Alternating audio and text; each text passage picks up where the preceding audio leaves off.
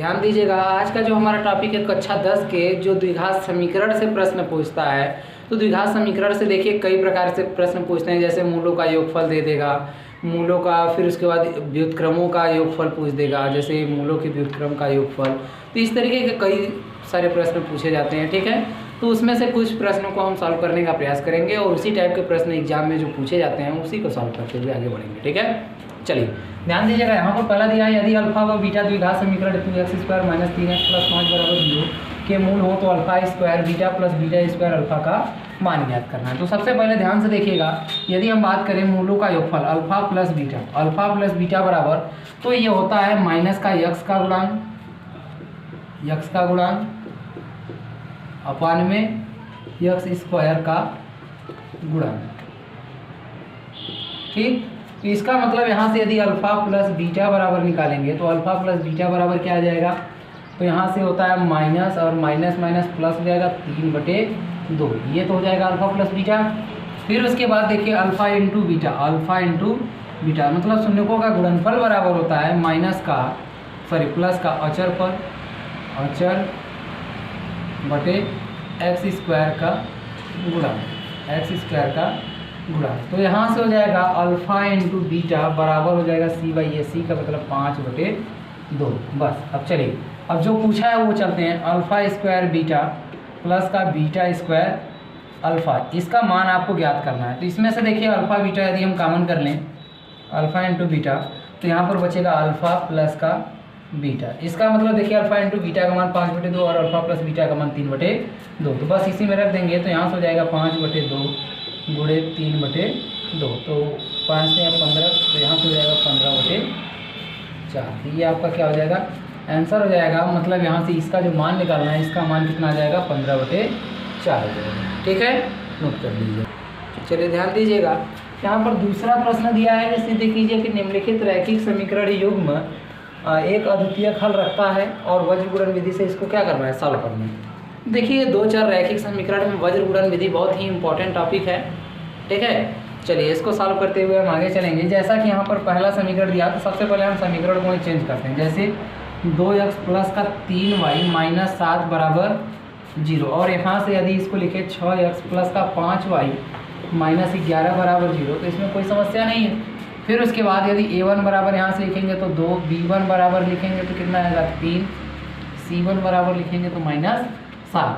फिर उसके बाद a2 बराबर लिखेंगे तो 6, b2 बराबर लिखेंगे तो 5, c2 बराबर लिखेंगे तो -11। बस अब यहाँ से दिखाना है कि ये द्वितीय खल रखता है, तो द्वितीय खल का प्रतिबंध होता है a1/a2 बराबर नहीं होना चाहिए किसके, b1/b2। ये अद्वितीय खल का है, ठीक है। बस इसे इसमें रख देना है। तो इसमें रखेंगे a1/a2, कहने का मतलब 2/a1 का मान 2, a2 का मान 6, 2/6 बराबर नहीं होना चाहिए 3/5 के, तो 3/5, तो ये आ गया 1/3, कट कर 1/3 बराबर होगा क्या, 3/5 के, नहीं होगा। जब बराबर नहीं होगा तो इसका मतलब अद्वितीय खल रखता है, हो गया। फिर उसके बाद अब इसको क्या करना है, वज्र गुणन विधि से सॉल्व करना है। तो वज्र गुणन विधि होता है x अपान में, बस रखते हैं b1 b2 c1 c2, फिर उसके बाद बराबर y बटे रखते हैं, तो y बटे आता है c1 c2, फिर उसके बाद a1 a2 बराबर 1/a1 a2, और यहाँ से आ जाएगा b1 b2। बस इसी में क्या कर देना है, मान देना। देखिए अब यहाँ से x के बटे रखेंगे, तो x के बटे कितना आ जाएगा, b1 b2, b1 का मान 3 और b2 का मान 5 हो जाएगा। फिर उसके बाद c1 c2, c1 का मान यहाँ से -7 और c2 का मान -11 बराबर y बटे कितना हो जाएगा, तो y बटे आपका आएगा -7 और -11। यहाँ से a1 a2 रखना है, तो a1 का मान 2 और 6 बराबर 1 के बटे रखेंगे, तो ये 2 और 6 आएगा। फिर उसके बाद क्या आएगा, यहाँ से b1 b2, b1 का मान 3 और b2 का मान 5। बस अब इसका क्रॉस मल्टीप्लाई करके क्या करना है, लिखना है, क्रॉस मल्टीप्लाई करके गुणा कर दीजिए, बस। तो यहाँ से x के बटे आ जाएगा, गुणा करेंगे 3 11 तियाँ 33, माइनस का 33, फिर उसके बाद 7 × 5 = 35, माइनस प्लस का 35 बराबर y बटे लिखेंगे, तो यहाँ से 7 × 42, माइनस का 42 और माइनस प्लस का 22, फिर उसके बाद 1 के बटे लिखेंगे तो 2 × 5 10, यह आ जाएगा 10 माइनस का 36 18। बस इसी को क्या करना है, सॉल्व कर लेना है। तो यहाँ से लिखेंगे x बटे कितना आ जाएगा, तो x बटे देखें -33 + 35 तो x बटे 2। फिर उसके बाद बराबर हो जाएगा y बटे, तो y बटे कितना आएगा, तो 42 20 तो यहाँ से आएगा माइनस का 20। फिर उसके बाद 8 में से 10 तो यहाँ से आ जाएगा 1 बटे माइनस का 8, 1 बटे माइनस 8। समझ में? अब यहाँ से इसको क्या करेंगे, इसके बटे लिख देंगे, मतलब ये दोनों आपस में बराबर कर देंगे। वैसे ही एक बार ये लेकर इसके बराबर, तो यहाँ से देखिए x बटे 2 बराबर हो जाएगा 1 बटे -8, तो 2 चौके 8, तो x बराबर क्या आ जाएगा, माइनस का 1 बटे 4, x का मान आ गया। फिर उसके बाद y का मान निकालेंगे, तो यहाँ से हो जाएगा y बटे -20 बराबर हो जाएगा 1 बटे -8, तो ये माइनस माइनस प्लस, 4 पंजे 20, 4 दूना का 8, तो y बराबर यहाँ से निकल कर आ जाएगा, y बराबर 5 इधर चला जाएगा, 5 बटे 2 y का मान निकल। ठीक है, नोट कर लीजिएगा। चलिए ध्यान दीजिएगा, आज ये यहाँ पर देखिए जो कि हमारा तीसरा प्रश्न है, द्विघात समीकरण 2x² - 5x + 3 को हल कीजिए। हल करने का मतलब यह है कि इसका गुणनखंड करके हमें x का मान निकालना है। ठीक है, तो यदि आपको गुणनखंड नहीं आता है तो फिर उसके बाद आसानी से इसको देखकर कंप्लीट सीख लीजिए।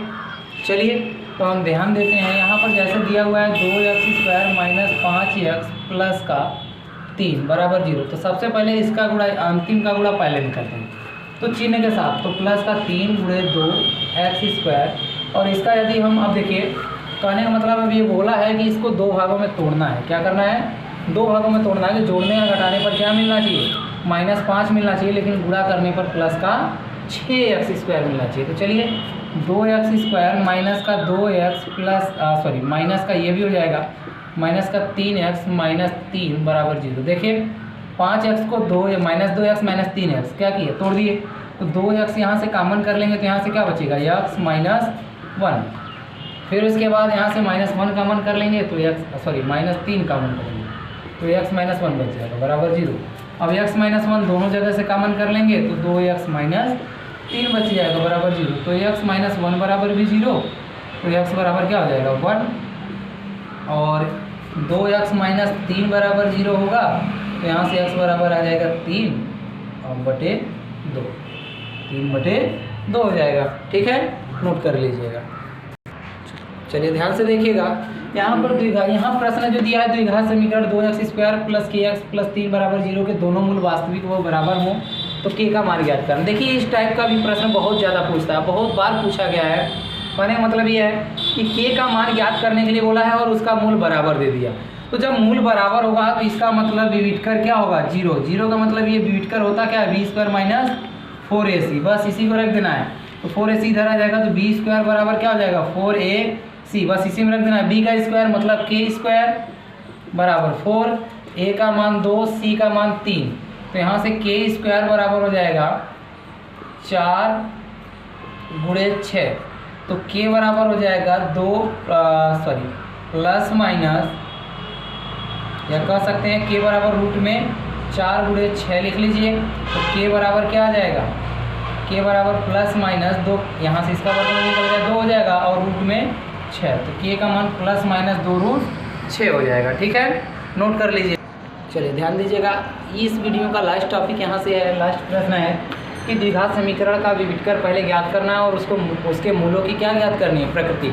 तो ध्यान से समझिएगा, द्विघात समीकरण यदि आपको क्या ज्ञात करना है, मूलों की प्रकृति ज्ञात करनी है, तो सबसे पहले विविटकर ही ज्ञात करना होता है। ठीक है, इसलिए डी ही ज्ञात करेंगे। डी बराबर होता है b² - 4ac, बस इसी को ज्ञात करेंगे। तो d = b का स्क्वायर मतलब ये x का गुणांक b होता है, क्योंकि द्विघात समीकरण जो होता है x² + bx + c बराबर 0 के रूप में होता है। तो तुलना करेंगे तो b बराबर क्या आएगा -4, तो -4 का स्क्वायर हो जाएगा -4, a का मान 2 और c का मान 3, बस यहाँ से क्या कर देना d, 4 चौके 16, माइनस का 4 दूना का 8 त्रिक का 24 हो जाएगा। तो ये माइनस का क्या मिलेगा 8, माइनस का 8 मिलने का मतलब ये हो जाएगा कि d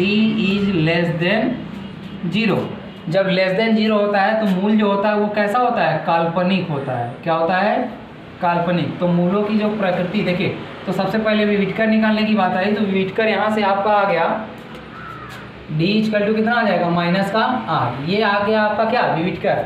लेकिन बात यहाँ से है उसके मूलों की प्रकृति के लिए। तो मूलों की प्रकृति यहाँ से ज्ञात करने के लिए जब डी का मान क्या होना चाहिए, यदि लेस देन 0 है तो मूलों का मूल क्या होते हैं, काल्पनिक होते हैं। क्या होते हैं, काल्पनिक। क्यों, क्योंकि ये -8 देखेंगे लेस देन 0 है, -8 लेस देन 0 है तो डी भी क्या हो जाएगा, लेस देन 0। इसका मतलब मूल जो होंगे वो कैसे होंगे, काल्पनिक होंगे। ठीक है, धन्यवाद, नोट कर लीजिएगा।